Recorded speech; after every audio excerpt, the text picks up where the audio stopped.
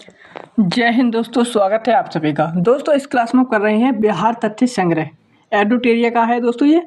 और ये दोस्तों बीपीएससी यानी कि बिहार के सभी एग्जाम के लिए काफ़ी इंपॉर्टेंट रहेगा आपके लिए। जैसे कि दोस्तों बिहार टीचर का भी एग्जाम है और बीपीएससी का भी एग्जाम है। तो इस दोस्तों आज की जो क्लास है हम करेंगे बिहार का भूगोल। काफ़ी इंपॉर्टेंट रहता है हमारे हर एग्जाम के लिए, स्पेशली बिहार के लिए। तो दोस्तों आप इसको अच्छे से कीजिएगा। दोस्तों आज हम करेंगे बिहार का भूगोल। दोस्तों आपको इस क्लास को एंड तक देखना है। बिहार का भौतिक विभाजन, बिहार की जलवायु कैसी है, बिहार का अपवाह तंत्र, बिहार की मिट्टी, बिहार में वन एवं वन्य जीव, बिहार में आपदा प्रबंधन। दोस्तों हर क्लास को हम अच्छे से कवर करेंगे, तो आप इस चैनल को सब्सक्राइब कर लीजिएगा और आगे इस वीडियो बने रहिए। तो चलिए दोस्तों आज की क्लास को शुरू करते हैं। बिहार का भूगोल, यह है दोस्तों बिहार का भूगोल चैप्टर। देखिए दोस्तों बिहार के भूगोल में हम किस तरीके से इसको हल करने वाले हैं। एडुटेरिया का है बिहार तथ्य संग्रह। दोस्तों देखिए, बिहार भौगोलिक रूप से एक मैदानी राज्य है। यह गंगा के मैदानी क्षेत्र में बसा एक समृद्ध क्षेत्र है। यह नेपाल के तराई क्षेत्र में विंध्य पहाड़ी एवं धारवाड़ के चट्टानी क्षेत्र तक विस्तृत है। बिहार पूर्वी भारत में स्थित राज्य है जो भौगोलिक रूप से 3 भागों में विभाजित किया जाता है। दोस्तों याद रखिएगा, भौगोलिक रूप से। भौतिक विभाजन देख लेते हैं।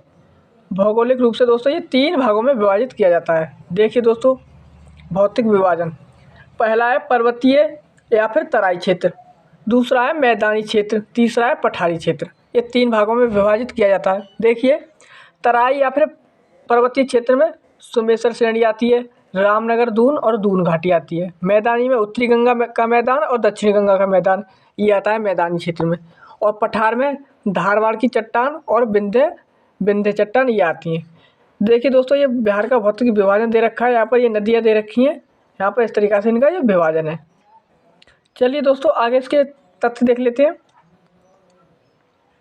पर्वतीय तराई क्षेत्र, देखिए पर्वतीय तराई क्षेत्र बिहार के उत्तर पश्चिम भाग में हिमालय पर्वत की शिवालिक श्रेणी का भाग अवस्थित है।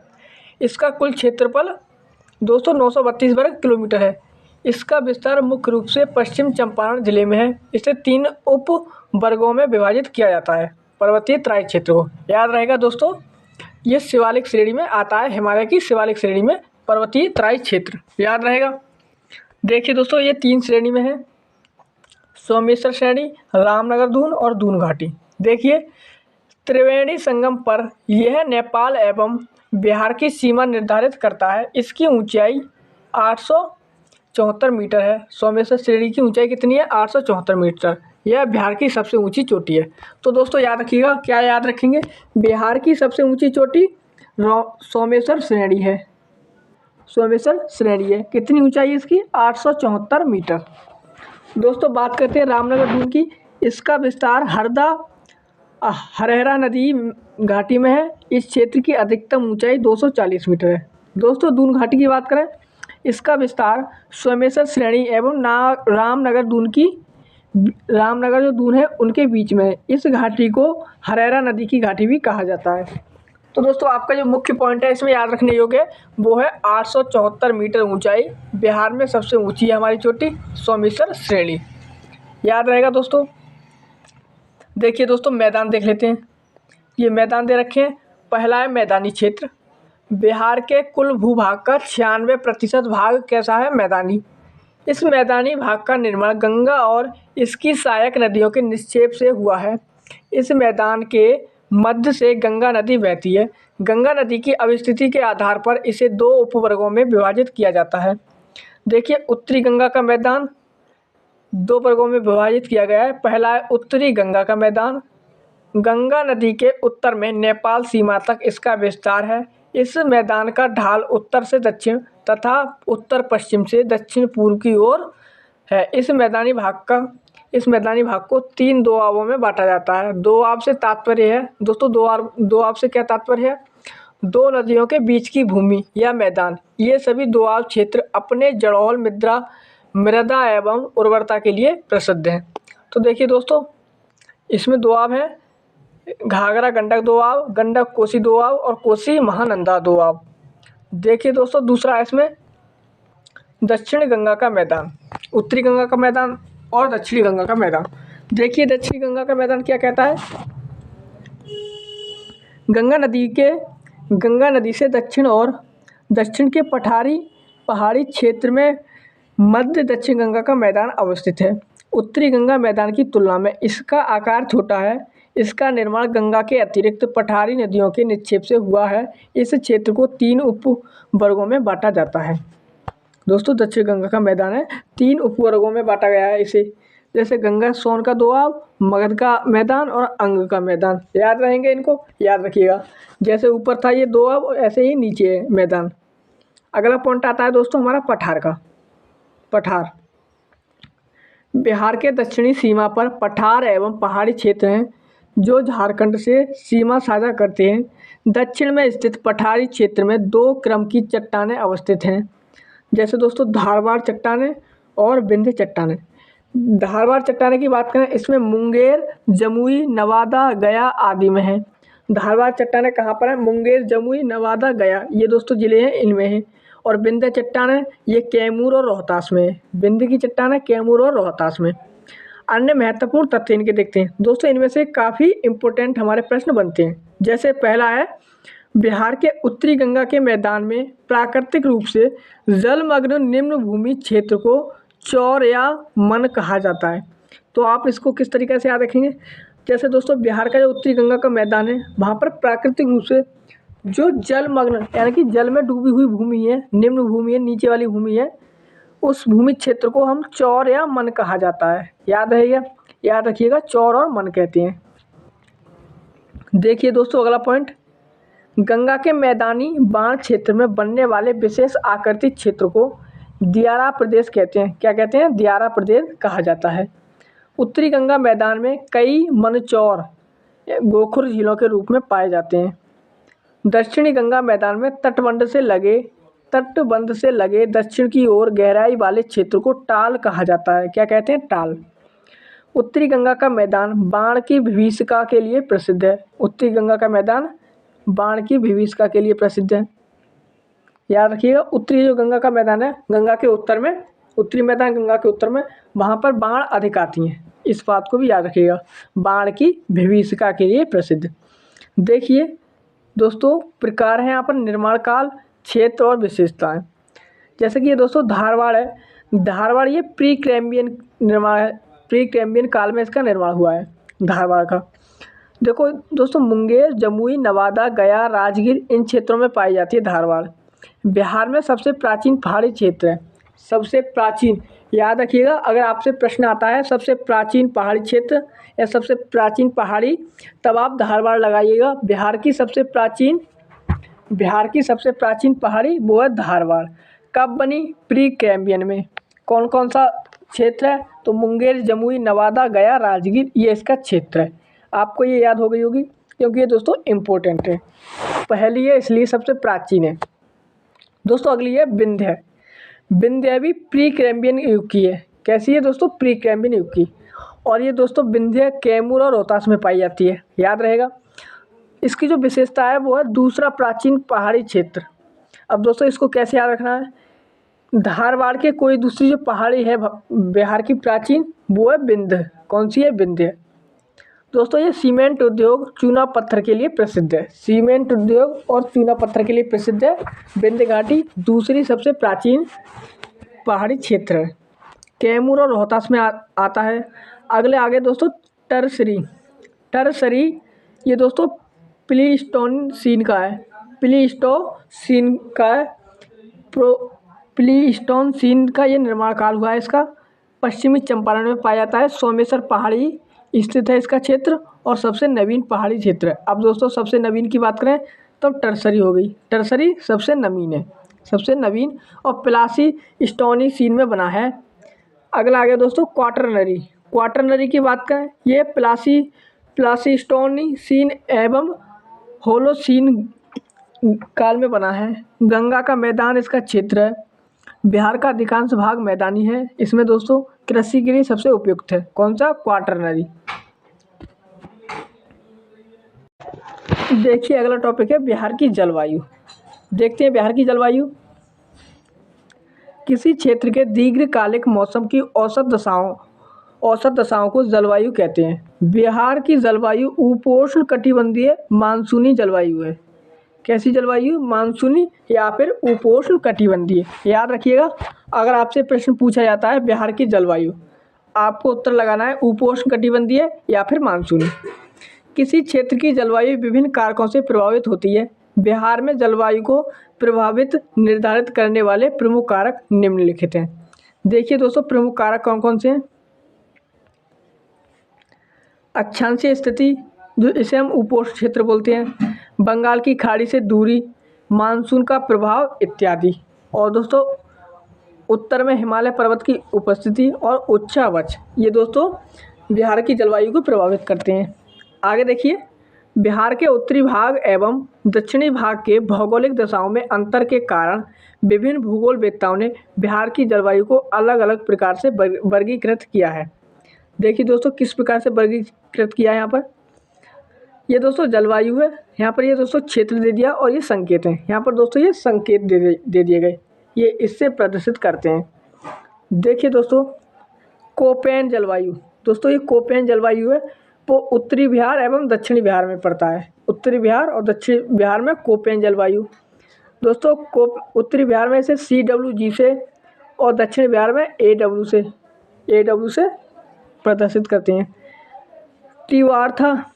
त्रिवार्था दोस्तों, त्रिवार्था जलवायु ये भी उत्तरी बिहार और दक्षिणी बिहार में पाई जाती है। इसे CAW से और इसे AW से प्रदर्शित करते हैं। याद रखिएगा, दक्षिणी बिहार में दोनों दोस्तों, दक्षिणी बिहार में इसे एक ही नाम से प्रदर्शित करते हैं, किससे? AW से। देखिए दोस्तों, थार्नवेट यह उत्तर पश्चिमी संकीर्ण क्षेत्र में पाई जाती है, जिसे CBW से प्रदर्शित करते हैं, CB-W। और शेष बिहार में इसे CAW से प्रदर्शित करते हैं, थार्नवेट। ये 3 प्रकार की जलवायु हो गई बिहार में, याद रखिएगा। देखिए, बिहार में सामान्यतः 3 ऋतुएं होती हैं। कौन कौन सी? ग्रीष्म ऋतु। देखिए, जब सूर्य के उत्तरायण, यानी कि दोस्तों उत्तरायण का मतलब है उत्तरी गोलार्ध में, जब सूर्य की उत्तरायण की स्थिति होती है, तब तापमान में वृद्धि से वायु दाब में कमी आने लगती है। यह मार्च से मध्य जून की स्थिति होती है। जैसे कि दोस्तों अभी वर्तमान में है, अभी क्या है? सूरज उत्तरायण है। धीरे धीरे अब ये दक्षिणायन होता चला जाएगा, हमारे यहाँ पर ठंड बढ़ जाएगी। देखिए, इस मौसम में पश्चिमी और मध्य बिहार में गर्म हवाएं चलती हैं, जिन्हें लू कहा जाता है। दोस्तों राजस्थान की तरफ से जो हवाएं चलकर आती हैं, हम उसे लू कहते हैं। पश्चिम से आती हैं, इसे हम क्या कहते हैं? लू कहती हैं। इस मौसम में तापमान 32 डिग्री सेल्सियस होता है। सबसे गर्म स्थान गया का 47 डिग्री सेल्सियस है। याद रखिएगा, जो बिहार का सबसे गर्म स्थान है वो है गया। दोस्तों मैं आपको सबसे पुरानी पहाड़ी आपको बता के आया हूँ अभी, और सबसे ऊंची चोटी बताई है मैंने दोस्तों 874 मीटर, और ये सबसे गर्म स्थान गया 47 डिग्री सेल्सियस है, वो भी आपको बता दिया। याद रखिएगा, ये पॉइंट आपसे पूछ लिए जा सकते हैं। अगला पॉइंट है यहाँ पर, मानसून आने के पूर्व बिहार में बंगाल की खाड़ी से आने वाले उष्ण कटिबंधीय चक्रवातों के कारण वर्षा होती है, जिसे नॉर्वेस्टर या काल वैसाखी कहते हैं। याद रखिए दोस्तों, जब ये मानसून आने से पहले बिहार में वर्षा होती है, आपको बताया बिहार में वर्षा होती है, उसे हम नॉर्वेस्टर या काल वैसाखी कहते हैं। इस बात को याद रखिएगा। अब टॉपिक आया दोस्तों हमारा वर्षा ऋतु। जून मध्य से अक्टूबर के मध्य के बीच के समय को बिहार में वर्षा ऋतु के रूप में जाना जाता है। जैसे दोस्तों जून के मध्य से यानी कि 15 जून से और अक्टूबर के मध्य यानी कि 15 अक्टूबर के बीच के जो समय है, उसे हम बिहार में वर्षा ऋतु के रूप में जानते हैं। बिहार में मानसून का प्रवेश मध्य जून में होता है। बिहार की जुलाई एवं अगस्त में अधिक वर्षा होती है। बिहार में औसत वर्षा 112 सेंटीमीटर होती है। यहाँ सर्वाधिक वर्षा किशनगंज में 205 सेंटीमीटर होती है तथा सबसे कम वर्षा औरंगाबाद में 101 सेंटीमीटर होती है। तो याद रखिएगा दोस्तों, ये औसत वर्षा है वो 112 सेंटीमीटर है। सर्वाधिक वर्षा किशनगंज में होती है 205 सेंटीमीटर। सबसे कम वर्षा ये होती है औरंगाबाद में 101 सेंटीमीटर। याद रखिएगा, सबसे अधिक वर्षा किशनगंज, सबसे कम औरंगाबाद। देखिए अगला पॉइंट है, बिहार में दक्षिण पश्चिमी मानसून की बंगाल की खाड़ी की शाखा से सर्वाधिक वर्षा होती है। बिहार में उत्तरी भाग अधिक वर्षा प्राप्त करता है, जिसके कारण उत्तरी बिहार बाढ़ से तथा दक्षिणी बिहार का कुछ भाग सूखा से प्रभावित होता है। अब आ गई दोस्तों शीत ऋतु। अब शीत ऋतु की बात करें, इसका काल मध्य अक्टूबर से लेकर फरवरी माह तक होता है। मानसून लौटने के साथ बिहार में शीत ऋतु प्रारंभ होती है।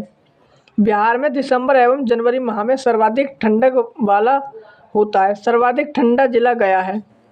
दोस्तों सर्वाधिक ठंडा वाला सबसे गर्म स्थान भी गया है और सबसे ठंडा भी स्थान गया है। याद रखिएगा, गया गर्म ठंडा सबसे अधिक होते ही गया, ये तो आपको याद ही हो जाएगा।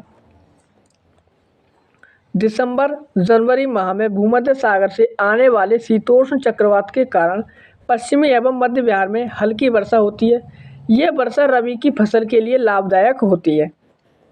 अत्यधिक ठंड बिहार में रबी की फसल के लिए काफ़ी लाभदायक होती है। दोस्तों अगला टॉपिक यहाँ से शुरू होता है हमारा बिहार में कृषि जलवायु क्षेत्र। बिहार में कृषि जलवायु क्षेत्र देखिए, बिहार में कृषि के दशाओं एवं फसल वर्गीकरण के आधार पर कृषि जलवायु क्षेत्र को 3 वर्गों में विभाजित किया गया है। दक्षिणी बिहार के तीसरे वर्ग को 2 उप वर्गों में विभाजित किया गया है। देखिए दोस्तों ये जोन दे रखे हैं, ये जोन है कुल जिले और ज़िलों का नाम। देखिए जोन फर्स्ट में 13 ज़िले हैं, जोन सेकंड में 8 ज़िले हैं और जोन थर्ड ए में दोस्तों 6 ज़िले हैं और जोन थर्ड बी में 11 ज़िले हैं। तो क्या याद हुआ, जोन फर्स्ट में 13 ज़िले, जोन सेकंड में 18, जोन थर्ड ए में 6 और जोन थर्ड बी में 11 ज़िले हैं। ये दोस्तों ज़िला दे रखे हैं, इनका एक स्क्रीनशॉट लीजिएगा आप और फिर इनको अच्छे से पढ़िएगा।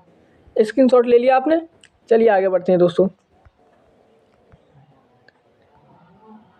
विभिन्न कृषि जलवायु क्षेत्र की विशेषताओं को निम्नलिखित सारणी में देखा जा सकता है।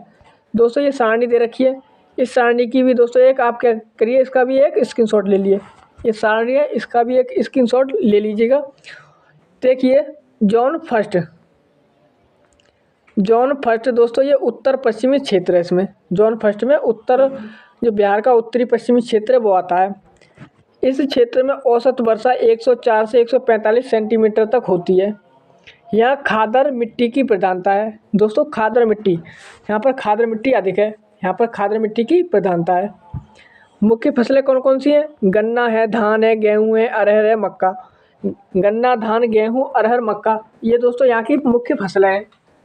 जोन फर्स्ट की बात करें तो जोन सेकंड उत्तर पूर्वी क्षेत्र आता है। जोन सेकंड में इस क्षेत्र में औसत वर्षा 120 से 140 सेंटीमीटर तक होती है।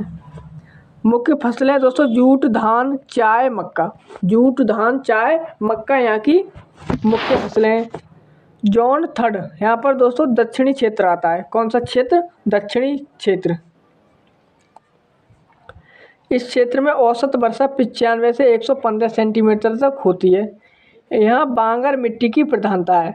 दोस्तों उस उत्तर पश्चिमी क्षेत्र में खादर मिट्टी की प्रधानता थी और दक्षिणी क्षेत्र में बांगर मिट्टी की प्रधानता है। मुख्य फसलें गेहूँ, दाल, अरहर, चना, ये आदि फसलें होती हैं। देखिए आगे बिहार का अपवाह तंत्र। अब बिहार की नदियों को पढ़ लेते हैं। बिहार का अपवाह तंत्र, बिहार की नदियाँ। देखिए बिहार अपवाह तंत्र के लिए दृष्टि से एक समृद्ध राज्य है। दोस्तों यहाँ पर बिहार में काफ़ी नदियाँ बहती हैं। यहाँ नदियाँ एवं उनकी सहायक नदियों का विस्तृत जाल है। अपवाह तंत्र के आधार पर बिहार की नदियों को 2 वर्गों में विभाजित किया जाता है। देखिए दोस्तों 2 वर्गों में विभाजित किया गया है नदियों को। कौन कौन सी हैं, इनका दोस्तों एक स्क्रीनशॉट ले लीजिएगा, जिससे कि आप कभी पढ़ें तो दोबारा से आपको याद हो जाए, रिवीजन हो जाए आपका। हिमालय की नदियाँ और दूसरी है पठारी नदियाँ। देखिए दोस्तों हिमालय की नदियाँ और पठारी नदियाँ ये सदा नीरा वर्ष भर जल से प्रभावित वाली नदियाँ हैं। हिमालय की नदियाँ यानी कि हिमालय में बर्फ़ पिघलती रहती है और पानी पूरी साल चलता रहता है, पूरे वर्ष भर। ये वर्षा आधारित नदियाँ हैं। पठारी नदियाँ कैसी हैं? वर्षा पर आधारित। ये उत्तर से दक्षिण की ओर प्रवाहित होती हैं और ये दक्षिण से उत्तर की ओर प्रवाहित होती हैं। ये नदियाँ पूर्ववर्ती होती हैं, ये नदियाँ अनुवर्ती हैं। यानी कि ये दोस्तों जो हैं ये पूर्ववर्ती हैं और ये अनुवर्ती हैं। ये नदियाँ बड़े बड़े डेल्टा बनाती हैं, ये नदियाँ छोटे डेल्टा बनाती हैं। ये नदियाँ बाल्य अवस्था में हैं, ये नदियाँ पौण अवस्था में हैं। ये मार्ग परिवर्तन एवं गोखुर झील बनाने वाली नदियाँ हैं। ये सीधे गमन करने वाली नदियाँ हैं।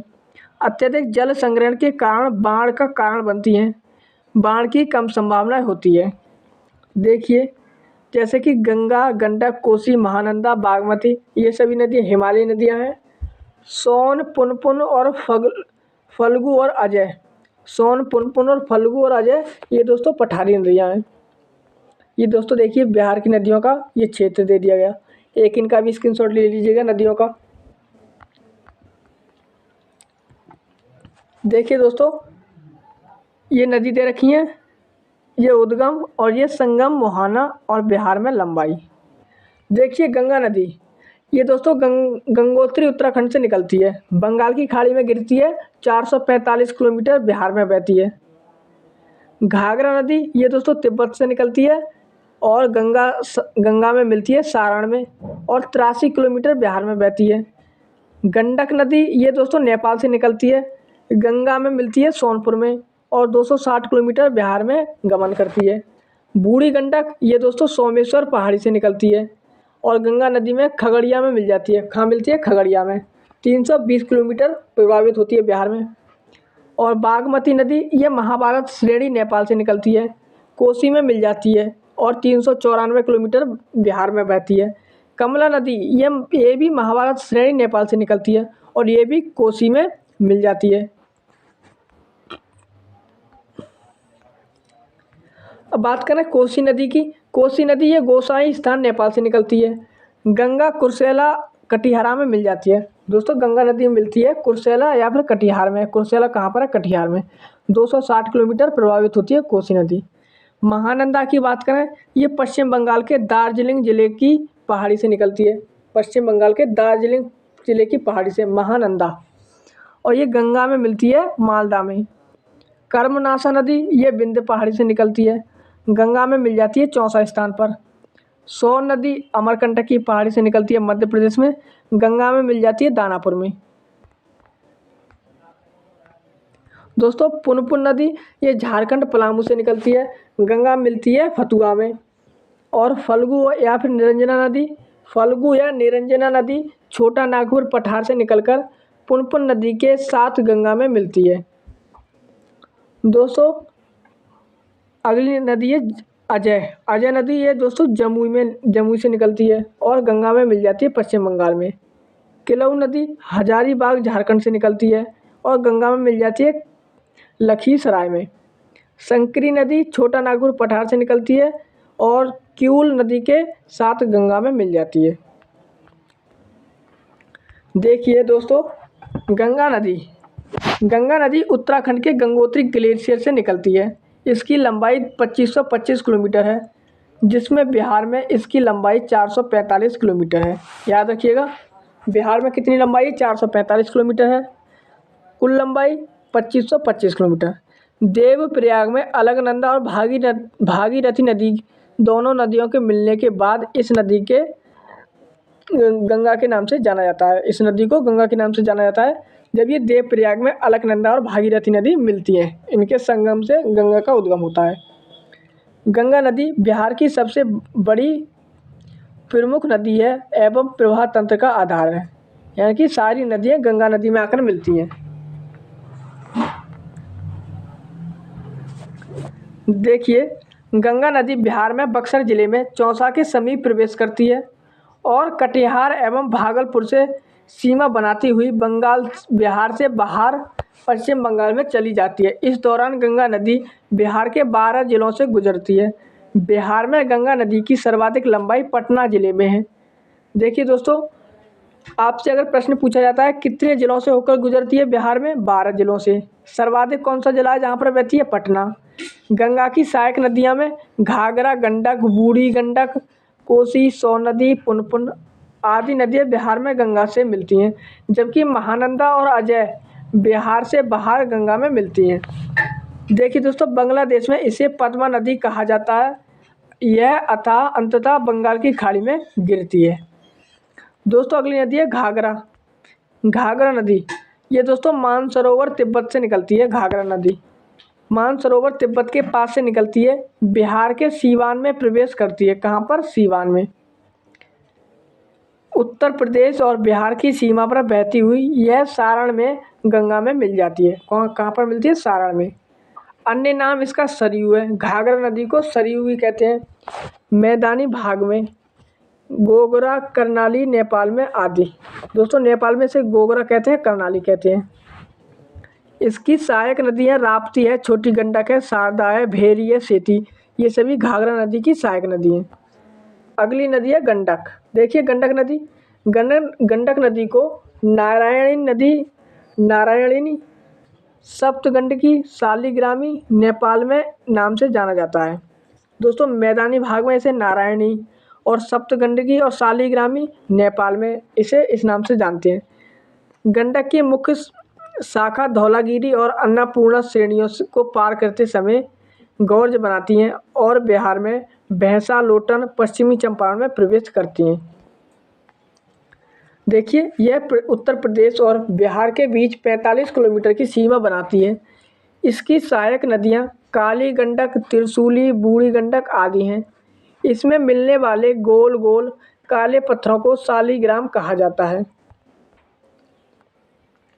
बूढ़ी गंडक नदी, यह सोमेश्वर श्रेणी के पश्चिमी भाग से निकलकर पश्चिमी चंपारण, पूर्वी चंपारण, मुजफ्फरपुर, समस्तीपुर, बेगूसराय जिले में बहते हुए अंत में खगड़िया जिले में गंगा नदी में मिल जाती है। इसका अन्य नाम सिकरहना है। सिकरहना उत्तरी भाग में बोलते हैं, ऊपरी भाग में। इसकी सहायक नदियाँ कौन सी है? मसान, बालोर, तेऊ और धनौती, ये इसकी सहायक नदी है। देखिए दोस्तों अगली नदी है बागमती नदी। यह नेपाल में हिमालय के महाभारत श्रेणी से निकलती है। यह बिहार में सीतामढ़ी जिले में प्रवेश करती है तथा अंत में गंगा नदी में विलीन हो जाती है। पहले यह बूढ़ी गंडक में मिलती थी, अब यह कमला नदी से मिलकर कोसी नदी में मिल जाती है। इसकी सहायक नदियां हैं लाल बकिया, लखनदेही, मनोहरा, अवधबारा और विष्णुमती आदि इसकी सहायक नदी हैं।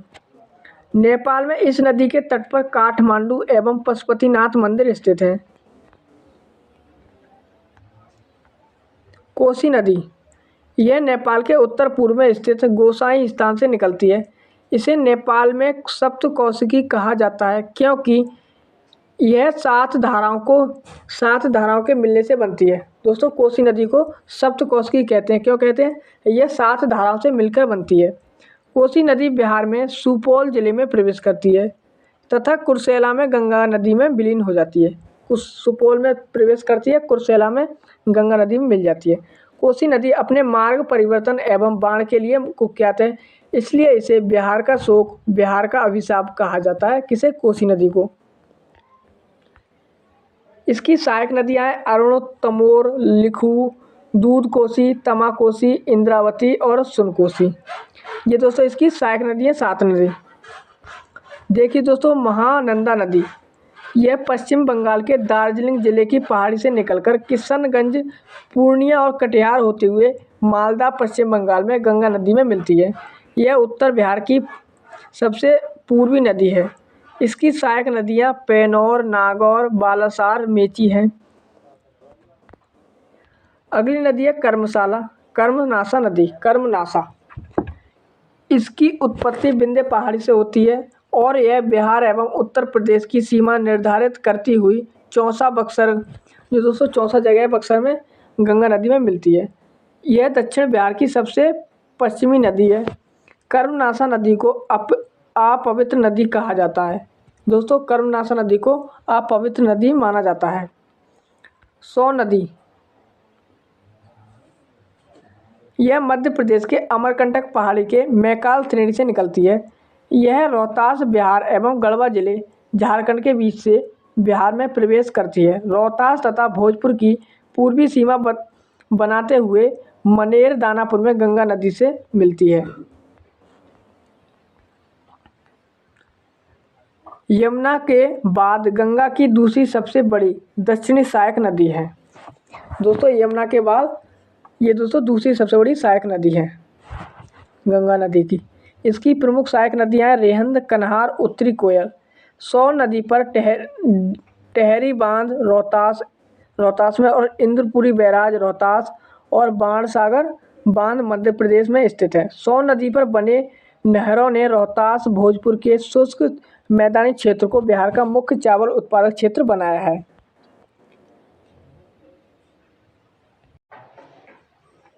पुनपुन नदी यह झारखंड के पलामू जिले के छोटा नागपुर पठार से निकलती है तथा बिहार में औरंगाबाद, जहानाबाद होते हुए फतुहा में गंगा नदी में मिल जाती है। इसकी प्रमुख सहायक नदियाँ मोरहर, मादर, दरहा आदि हैं। यह दक्षिण बिहार की दूसरी प्रमुख नदी है। अगली नदी है फल्गु नदी। यह हजारीबाग के पठार से निकलने वाली लीला जन, निरंजना तथा मोहना नदियों के मिलने से बनती है और अंततः गया होते हुए पुनपुन नदी में मिल जाती है जो गंगा की उपनदी है। गया में फल्गु नदी के पास विष्णुपद मंदिर स्थित है जहां पितृपक्ष के दौरान लाखों की संख्या में हिंदू धर्म के तीर्थयात्री आते हैं। फल्गु नदी पर भारत का सबसे बड़ा रबर डैम गयाजी डैम बनाया गया है। फल्गु नदी के किनारे ही गौतम बुद्ध को ज्ञान की प्राप्ति हुई थी। बिहार में नदियों के किनारे स्थित प्रमुख शहर। देखिए दोस्तों यहाँ से भी एक प्रश्न बन सकता है आपका।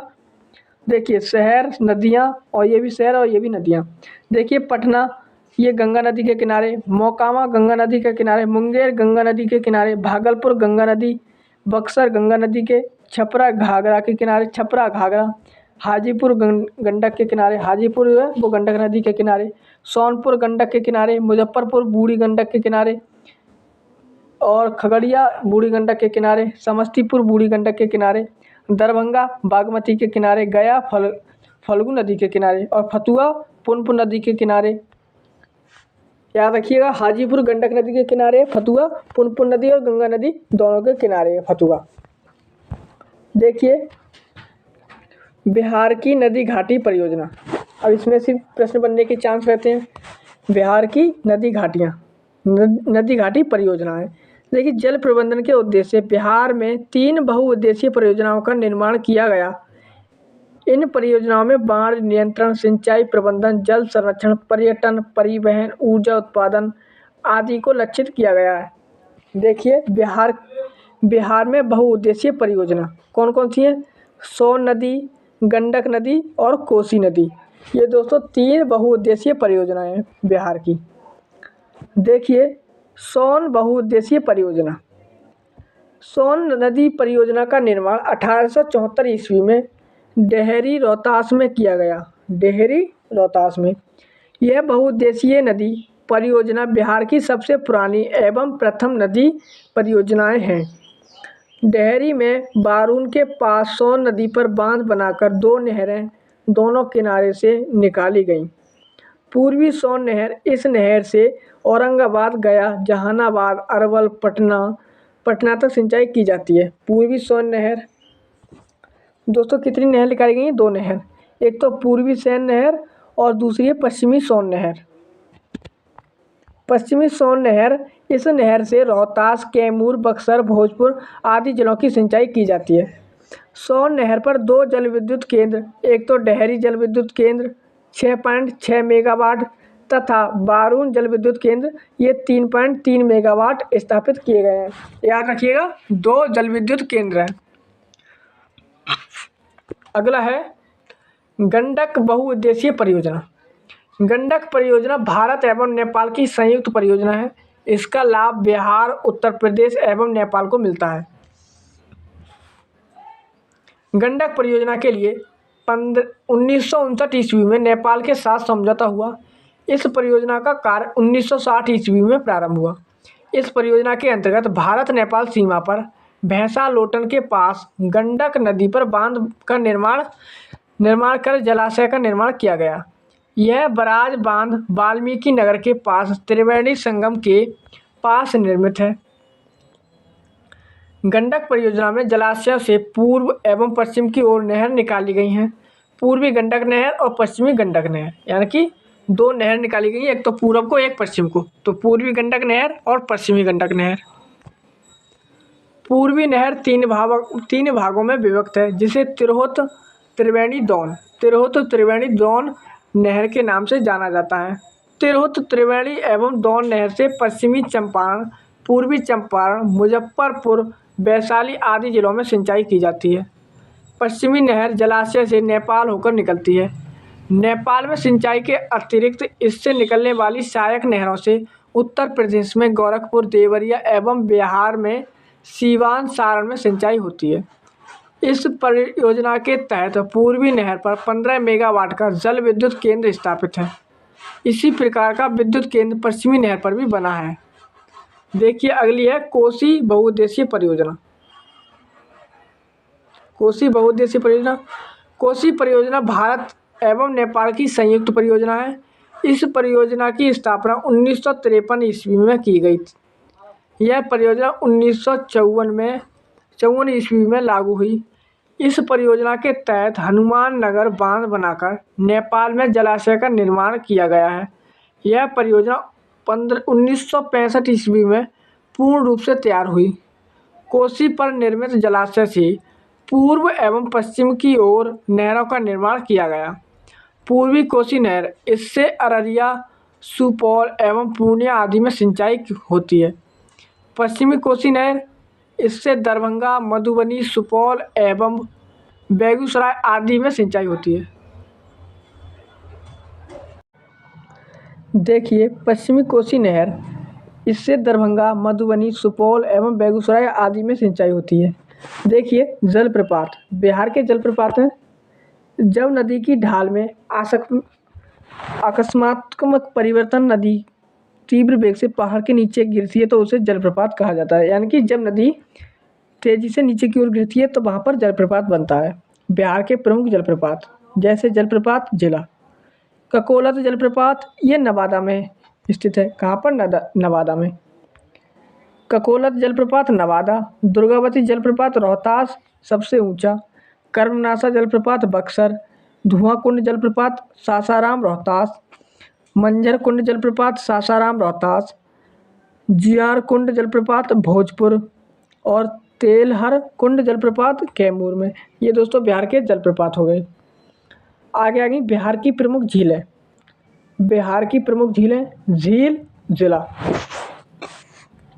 कांवर झील बेगूसराय, गोलबिल घोंगा झील कटिहार और कुशेश्वर झील दरभंगा, घोड़ा कटोरा झील राजगीर नालंदा, अनुपम झील कैमूर और सिमरी झील सहरसा, जगतपुर झील भागलपुर, मोती झील मोतीहारी पूर्वी चंपारण, सरैया मन बेतिया पश्चिम चंपारण और पिपरामन मोतिहार पूर्वी चंपारण।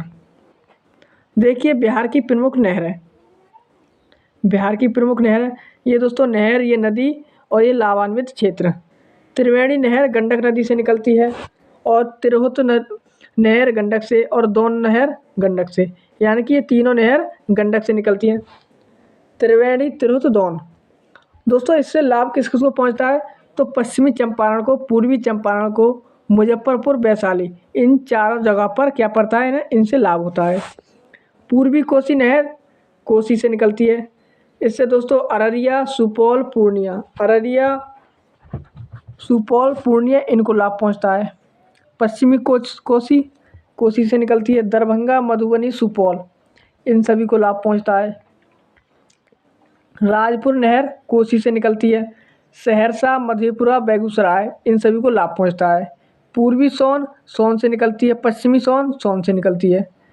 पूर्वी सोन से औरंगाबाद, जहानाबाद, पटना, गया, अरवल, इन सभी को लाभ पहुंचता है। और पश्चिमी सोन से सोन नदी से निकलती है। रोहतास, भोजपुर, कैमूर, बक्सर, इन सभी जिलों को लाभ मिलता है। देखिए दोस्तों बिहार के प्रमुख गर्म जलकुंड। अवस्थिति जलकुंड, राजगीर, राजगीर में दोस्तों ब्रह्मा कुंड बिहार का सबसे गर्म जल कुंड है। सप्तधारा, सूर्य कुंड, मखदूम कुंड, नानक कुंड और गोमुख कुंड ये सभी राजगीर में पाए जाते हैं। दोस्तों मुंगेर में लक्ष्मण कुंड है, रामेश्वर कुंड है, जन्म कुंड है, श्रृंगार ऋषि कुंड है, पंचतरण कुंड है और सीता कुंड है, ऋषि कुंड है, भीम बांध है और भरारी कुंड ये सभी कुंड है गर्म कुंड मुंगेर में। और गया में एक कुंड है मात्र, कौन सा? अग्निकुंड, अग्निकुंड गया में है। देखिए दोस्तों यहाँ से हमारा टॉपिक शुरू होता है बिहार की मिट्टियाँ। तो ये आप सभी को पता है कि ये क्लास काफ़ी लंबी हो चुकी है, तो हम इस क्लास को यहीं तक रखते हैं। मिलेंगे अगली क्लास में बिहार की मिट्टी के साथ बिहार का भूगोल। इस क्लास में दोस्तों हम सभी टॉपिक को पूरा करेंगे, तो आप इस क्लास तक बने रहिए। चलिए दोस्तों इस क्लास को यहीं तक रखते हैं, मिलेंगे अगली क्लास में। तब तक के लिए जय हिंद, जय भारत।